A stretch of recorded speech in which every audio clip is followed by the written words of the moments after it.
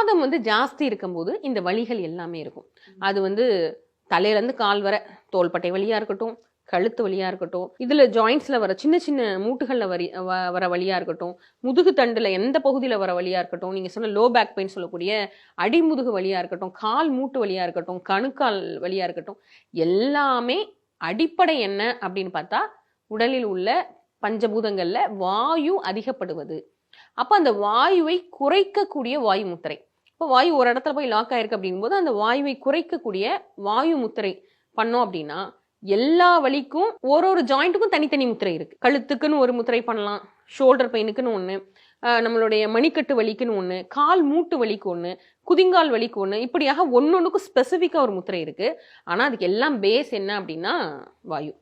அதுக்கப்புறம் இப்போ முழங்கால் மூட்டு வலி அப்படின்னு வைங்களேன், முழங்கால் தான் ரொம்ப வலி இருக்குது, கால் மூட்டு தான் ரொம்ப சிவியர் பெயின் இருக்குது அப்படின்னா, ஏன்னா அதுதான் நிறையா பர்சன்டேஜ் பார்க்கும் பொழுது கிட்டத்தட்ட ஒரு 60+, 70+ போயிட்டாங்கன்னா வீட்டில் வந்து மூட்டு வலி கட்டாயமாக, அதுவும் பெண்களுக்கு வந்து மூட்டு வலின்றது ஒரு பெரிய ஒரு சேலஞ்சிங்கான விஷயம்.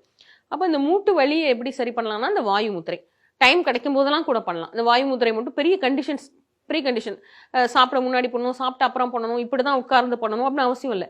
நின்றுட்டு நடந்துட்டு கூட வாயு முத்திரை செய்யலாம். அப்போ இந்த வாயு முத்திரை பொசிஷன் வச்சுட்டு அதுக்கப்புறமா வலது கையில் வந்து இது பேர் சந்தி முத்திரை. இப்போ நம்ம சொல்றது வலது கையில் மோதிர விரல் நுனியும் கட்ட விரல் நுனியும் சேர்த்து வச்சுக்கிறோம். இடது கையில் நடு விரல் நுனியும் கட்ட விரல் நுனியும் சேர்த்து வச்சுக்கிறோம். இப்படி ஃப்ளாட்டாக இப்படி வைக்கக்கூடாது. இந்த பொசிஷனில் வச்சோன்னா நம்ம செய்கிற பொசிஷன் தவறு. நுனி கரெக்டாக ஃபிங்கர் டிப்பையும் ஜாயின் பண்ணிக்கிறோம். இந்த கையிலையும் ஃபிங்கர் டிப் ஜாயின் பண்ணிக்கிறோம். வலது கையில் மோதிர விரல் நுனி கட்ட விரல் நுனி, இடது கையில் நடு விரல் நுனி கட்டை விரல் நுனி. இந்த பொசிஷனில் வச்சுட்டு நம்ம உள்ளங்கை மேல் நோக்கின பொசிஷனில் மடியில் வச்சுக்கிறோம். இது 10 நிமிடத்துலேருந்து 20 நிமிடம் வரை, ஒரு 20 மினிட்ஸ், ஒரு நாளைக்கு ட்வைஸ். எவ்வளோ சிவியர் பெயினாக இருந்தாலும், லிகமெண்ட் டியர்க்கோட வலி கூட, இப்போ கால் மூட்டில் லிகமெண்ட் டியர் இருக்குன்னு வைங்க, கால் மூட்டில் லிகமெண்ட் டியருக்கு மருந்து இருக்கா, மருத்துவம் இருக்கானா இல்லை. ஃபைனலாக எங்கே சுற்றினாலும் என்ன சொல்லுவாங்க, ப்ராப்பர் ரெஸ்ட் எடுங்க சரியாகும். அப்போ ரெஸ்ட்டில் ஃபுல் டைம் என்ன மாத கணக்காக நம்மளால் ரெஸ்ட் எடுக்க முடியாது, ப்ராக்டிகலி பாசிபிள் இல்லை. ஒரு படி ஏறினா உடனே அந்த வலி திரும்ப வர தொடங்கும்.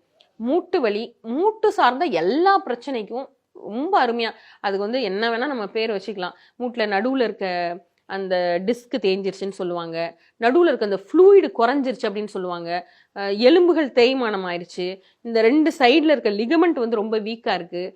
இப்படி என்ன காரணமாக இருந்தாலும் மூட்டுக்கு இந்த முத்திரை சந்தி முத்திரைன்னு பேர். வலது கையில் மோதிர விரல் நுனி கட்ட விரல் நுனி, இடது கையில் நடு விரல் நுனி கட்டை விரல் நுனி, சந்தி முத்திரை. இதை 20 நிமிடம் வாயு முத்திரை செய்து முடிச்சுட்டு அதுக்கப்புறம் இதை செய்யலாம். இப்போ முழங்கால் மூட்டுக்கு வந்து அற்புதமாக பலனளிக்கக்கூடியது இந்த மெத்தட்.